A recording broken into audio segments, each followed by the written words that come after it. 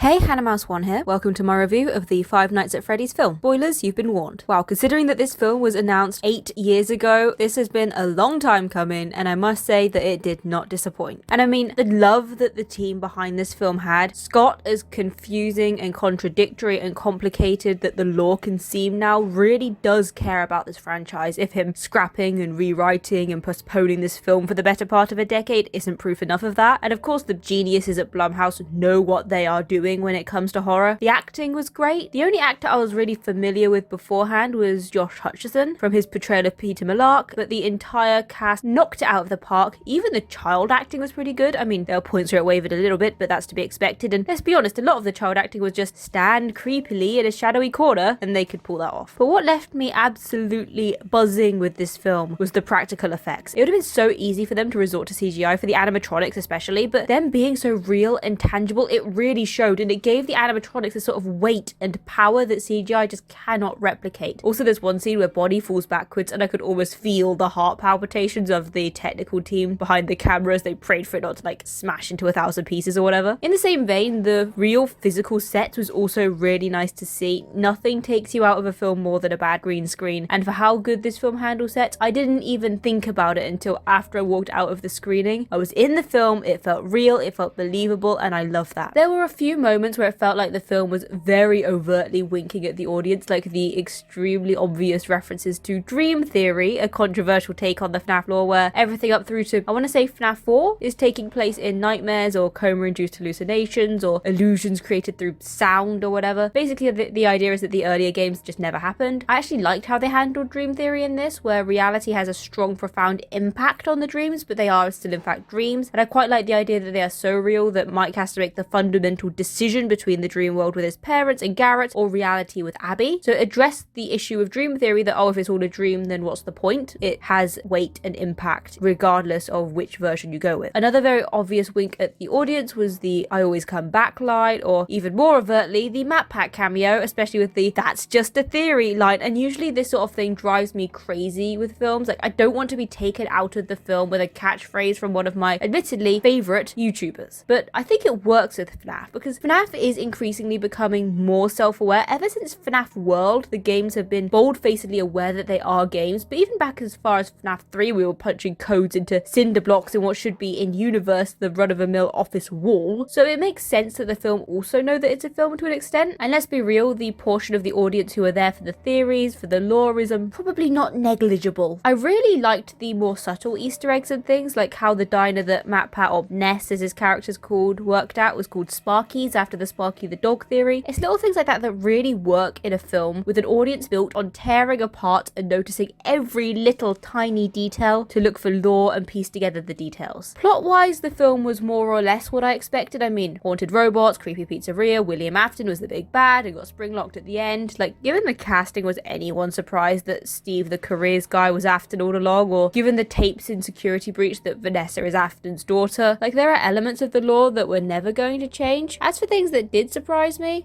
biggest one was Afton stabbing Vanessa. Legitimately did not see that one coming. I could see a reality where in the sequel she has to go some sort of experimental treatment to save her life, and that's how she becomes Vanny, or else she dies and is rebuilt in robot form, Charlie-esque sort of thing. I don't know, but I could see something like that. I also really expected the pizzeria to burn down at the end, because let's be real, FNAF and fire are like two sides of the same coin at this point, but no worries. I guess that the building basically collapsing is good enough. Not sure why the spirits turning on Afton caused non-electrical elements of the building to blow up. Like, were the shelves that fell off the walls spiritually tied to Afton? Maybe the agony of the spirits had bled into the walls of the building or something. I don't know. I thought that the interaction between the spirits and the pictures was really interesting because it's something we've actually seen something similar to in the franchise before. Actually, no. It's something that we've read something similar to. There's a bit in the fourth closet where a mortally wounded Carlton has to put the pieces of the children's spirits' drawings back together, and the ghost of his childhood friend Michael uses the drawings to save his life. And with the more recent games tying ever more into the novels, it feels beyond insignificant. Another thing that I really liked was the children's spirits seemed to have some degree of morality. Previously, it always seemed like they saw children equals good, grown-ups equals bad. Even in the Silver Eyes, where Afton tells the gang that the children are so angry that they'll see the teens as adults and attack. But in this, the spirits start off as suspicious but tolerant of Mike until he rebels against them. Like, he spent a lot of time asleep. If they wanted him dead, it would have have been very, very, very easy. And they also seem cool with Vanessa, who's also very clearly an adult, but they very quickly turn on the robbery crew who were tossing the place, indicating that they could tell that these were the bad people and that they were desiccating Freddy's. And it does make you wonder what that security guy at the beginning did wrong, but I digress. Also, notable lack of Golden Freddy. I mean, he's there, but he doesn't really do anything significant, which is interesting because it seems like it was supposed to, for the most part, filmify the first game, and Golden Freddy is absolutely a part of that. I know that there's a mirror that has "It's me" written on it, which is GF's tagline, so he's definitely haunting the joint, but I think I was kind of waiting for the reveal that Garrett's spirit is inside of Golden Freddy or something, but that never really happened. Oh, when I say this is a film of FNAF 1, I mean we have Mike Schmidt and the 4 animatronics and an introductory video that takes a lot of the dialogue from the phone guy calls with the whole fantasy and fun come to life speech, but obviously Afton isn't in the first game. He doesn't get sprung until the third game. Vanessa isn't introduced until the special delivery security breach era. The Balloon Boys are a FNAF 2 thing, but that's just the nature of it being a film that's part of a larger franchise. They needed plot, they needed characters, and the first game just doesn't have much of that. It does make me wonder if the animatronic selection in the films will parallel the games, like will the second film introduce the puppet and the toys, with the third being a Springtrap focus affair? I kind of doubt it, to be honest. FNAF 2 doesn't really add too much narratively, and it wouldn't make sense to skip ahead until Springtrap is released, whether it happens like it does in the games with the Five